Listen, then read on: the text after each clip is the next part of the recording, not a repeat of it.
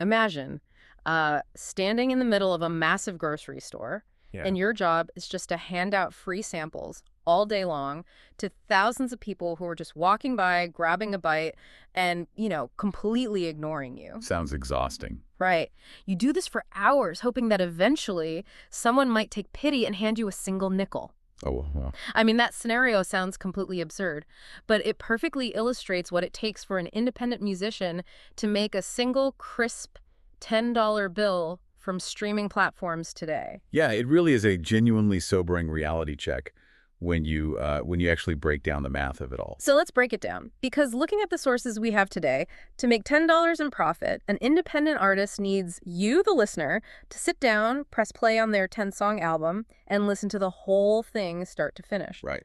Not just once, though. You have to listen to that entire album 25 times. 25 times. That is 2,500 individual streams, paying out at roughly, what, 0.004 cents a pop, just to equal the profit of, like, selling that album directly to you for 10 bucks. I mean, have you ever streamed a band 100 times but never paid them a dime directly? I think most of us have, honestly. And for the longest time, that was just, accepted as the new normal. Yeah, exactly. Because streaming was hailed as this great democratizer, right? Suddenly, anyone with a laptop could be heard globally. But while it totally democratized distribution, it just devastated the profit margins of the creators themselves. Which brings us to the mission of today's deep dive. We are exploring the explosive $14.3 billion independent music economy. It's massive. It is. We've got a huge stack of sources today. Market research reports, interviews from the unstarving musician and Ari's Take, released checklists from Groover, and even an academic paper analyzing the broader creator economy. A lot of ground to cover. For sure. And we're going to map out how artists are finally ditching this, like, pennies from streaming model.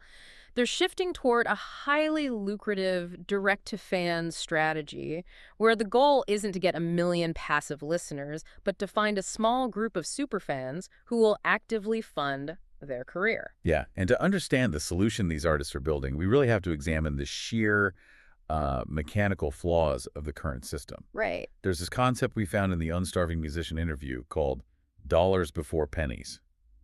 And the math behind that concept is staggering. I mean, the sources show that if you factor in basic platform fees like Bandcamp taking a 15% cut of a sale, for instance, an artist needs anywhere from 20,000 to 25,000 total streams just to net the equivalent of one $10 direct sale. Think about what that actually means in terms of audience equivalence. Say your average casual listener streams your album twice. You would need over 1,000 of those casual listeners to equal the financial support of exactly one dedicated buyer. 1,250 casual listeners simply do not equal one superfan. So, if the math is that punishing, how are artists actually bypassing it? Well, there are a few ways. The sources point to an independent artist named Ezra Van Sil, and he essentially took a sledgehammer to the traditional release model. He really did. For his last album, he decided to sell it exclusively to his email list. For an entire year, it did not hit Spotify, it did not hit Apple Music. Just completely offline from the big players. Exactly. And for his newest album, Morning and Midnight, he's doing a hybrid approach. So a very limited presence on streaming platforms, while the full, complete album remains direct only. It is a bold move. Okay, let's unpack this because I need to push back on the strategy a little bit. Go for it. For the last 10 years, the golden rule of the internet has been be everywhere all at once, right? Right. Feed the algorithm. Exactly. Constantly feed the algorithm. So if I'm a fan and I search for Ezra's new album on Spotify and it's not there, I'm probably just going to listen to someone else. Isn't intentionally hiding your art from the biggest platforms in the world just like destroying your own momentum? It sounds totally counterintuitive, I know. Mm-hmm. But you have to view this through the lens of the attention economy. Okay. How so? Those streaming algorithms, they are not built to maximize a creator's profit margin. Not at all. They are explicitly designed to keep the user on the app for as long as possible so the platform can sell ads or retain subscriptions. Right. The algorithm serves the platform's growth, not the artist. So the platform is essentially using the artist's work as cheap bait to keep users glued to the screen. Precisely. And with overall global streaming growth starting to plateau, the strategy of just being everywhere turns your art into a completely devalued commodity. So he's changing the perceived value. Yeah. By withholding the content, an artist like Ezra creates artificial scarcity. He's retraining his audience, basically signaling to them that his music has tangible value. He's capturing the actual dollars first. Yes. He secures high-margin direct sales from his most engaged fans, the people who actually want to financially support him before he ever lets the music become background noise on a focused playlist for fractions of a penny. Okay, that makes sense conceptually, but holding your music hostage implies that people actually care when you drop it. Right. You need demand. Yeah, how do you get them to care? Because you can't just quietly email an MP3 out of nowhere and expect to make a living. No, you definitely cannot. If the goal is to drive direct sales without the promotional muscle of a major record label, you need a highly orchestrated digital launch strategy. Which is a lot of work. The complexity of a modern release is honestly mind-boggling. We looked at a release checklist from the Groover blog, and it reads like instructions for launching a tech startup. It really does. They recommend a minimum 4-week runway just to handle the technical infrastructure. But I have to admit, reading through some of the requirements, it gets incredibly dense. What exactly is the bottleneck here for an independent artist? The bottleneck is that the artist is suddenly doing the job of 5 different legal and administrative departments. Oh, wow. Take metadata and PRO registration, for example. When you record a song, you don't just upload the audio. You have to encode precise data into the digital file, stating exactly who wrote the lyrics, who produced the beat, and what the royalty splits are. Okay. And then you have to register that data with performing rights organizations, or PROs. And a PRO is essentially what? Like a collection agency? Exactly. They're the collection agencies that track every time your song is played, whether that's in a coffee shop in Berlin, on a local radio station, or, in a television background scene. Right. If an artist doesn't legally register the metadata perfectly, all the royalties generated from those plays just sit in a black box, and the artist never gets a dime. So you have to be your own legal team just to get paid. Pretty much. And then, on top of that, you have to be your own chief marketing officer. The Groover Guide talks about this relentless hunt for the golden snippet. Ah, yes. The snippet. You essentially have to comb through your own song to find the perfect 10 to 15 seconds of audio. Then you take that tiny fragment and push it endlessly across short-form video platforms leading up to release day. Yep. TikTok, Instagram, Spotify, Canvas. Right. And why do you have to do all that? Because the room you are trying to be heard in is impossibly crowded. It is.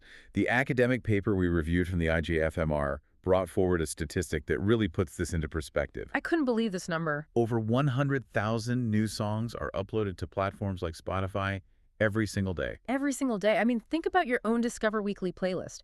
How many of those artists do you actually remember the names of the next morning? Probably none. Exactly. None. That is the oversaturation problem in action. And this brings us to the paradoxical dark side of digital democratization. What do you mean by the dark side?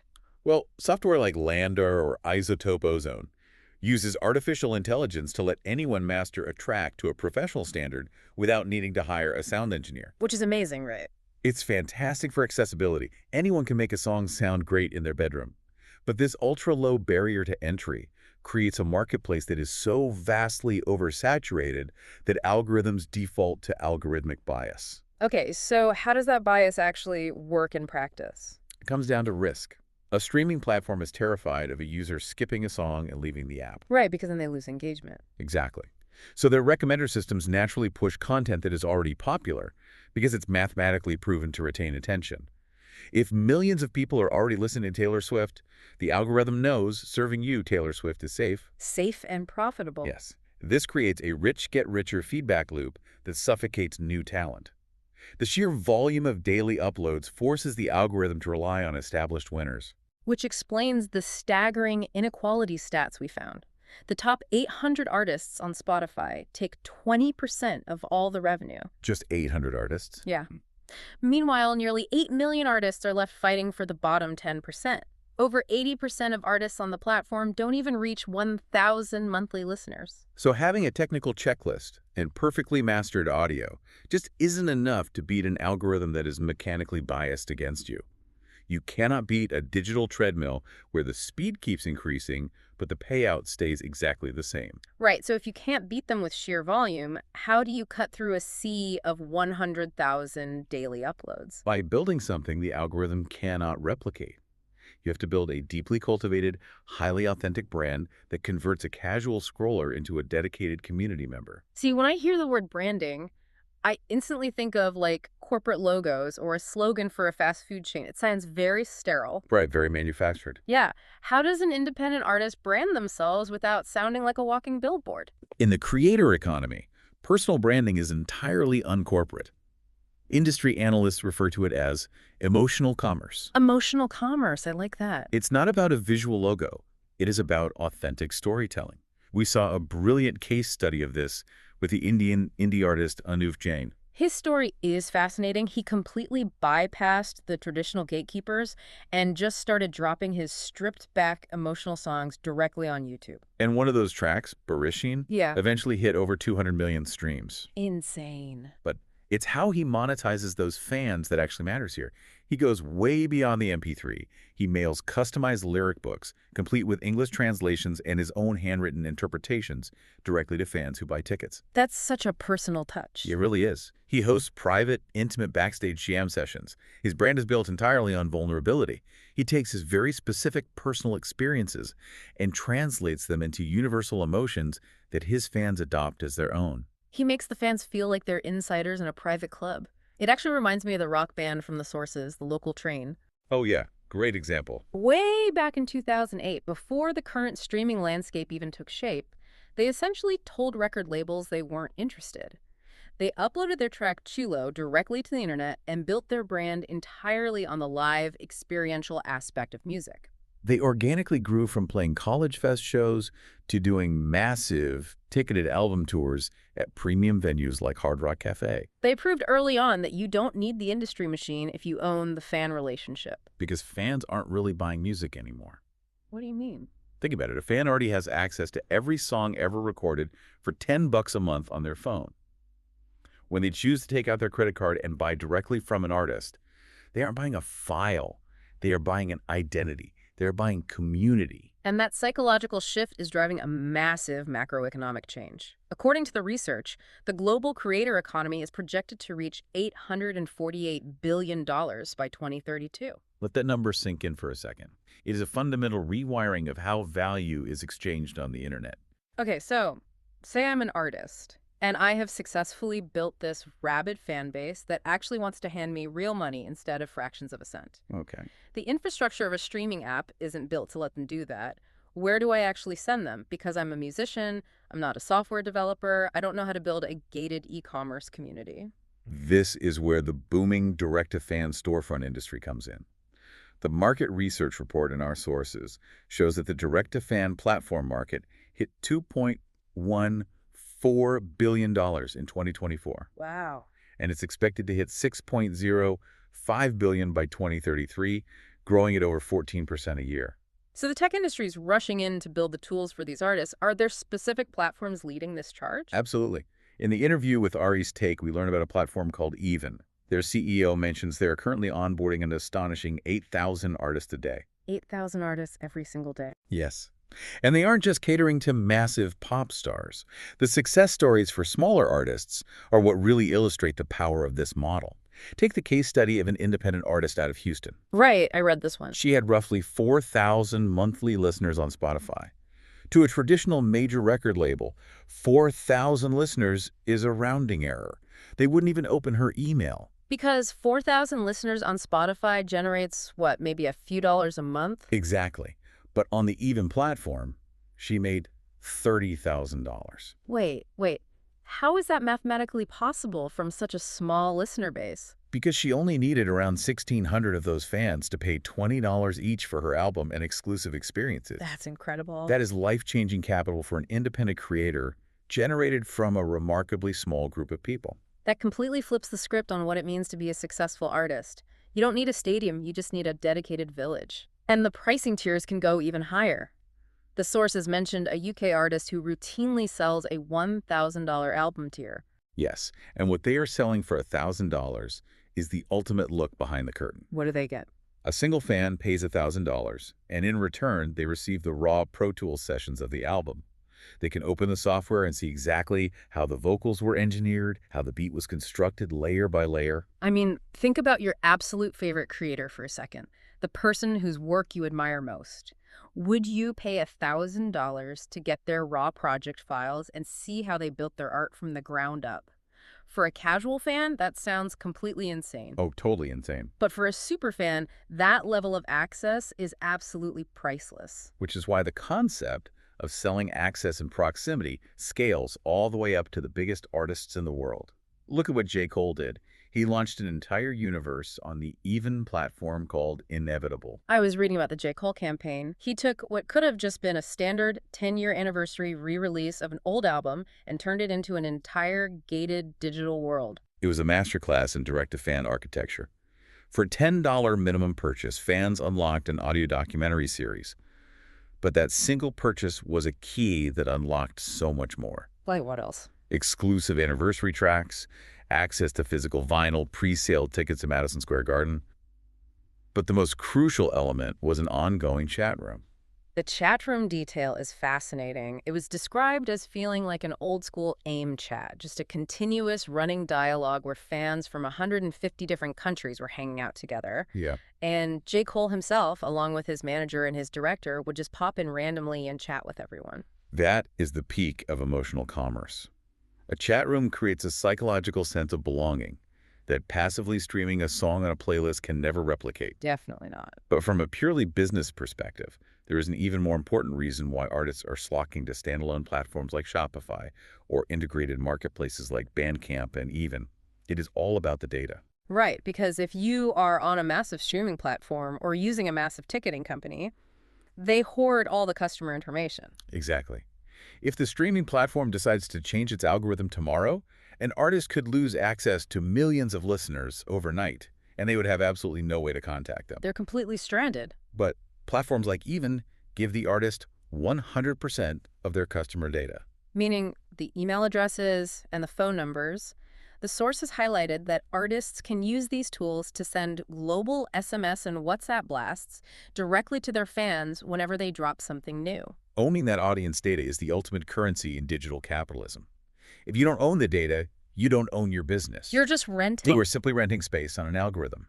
By utilizing direct platforms, artists are fundamentally reclaiming the power dynamic for the major labels and tech giants. Speaking of global SMS blasts, how does an independent creator actually manage global transactions?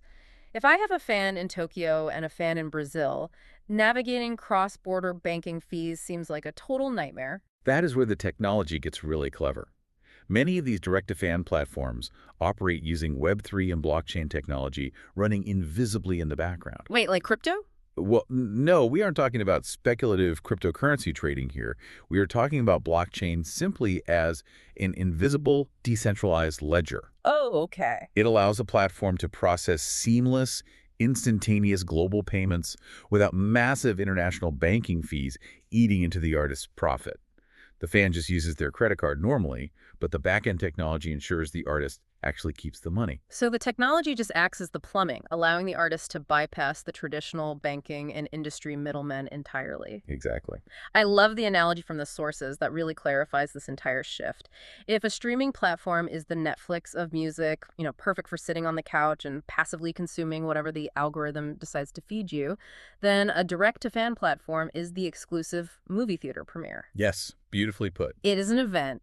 You buy a ticket, you sit with other fans, and you actively participate in the experience. And that active participation is precisely why the math finally works in the artist's favor. It really does. So let's bring all of this together.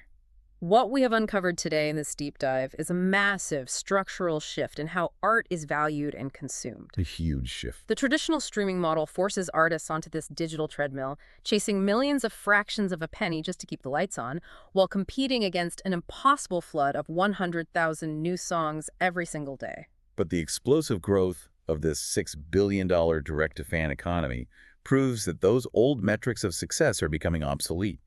An independent creator does not need 1 million passive listeners anymore. Not at all. They only need a few thousand dedicated superfans to build a highly lucrative, entirely sustainable career. By treating a release as a premium, scarce event, by owning the customer data so they can't be held hostage by algorithmic bias, and by offering genuine community instead of just audio files, independent artists are completely rewriting the rules of the business. They are taking the power back. And I think that changes our role as listeners, too. Every time you purchase a digital album or buy a VIP experience or grab a piece of merchandise directly from an artist store, you aren't just making a transaction.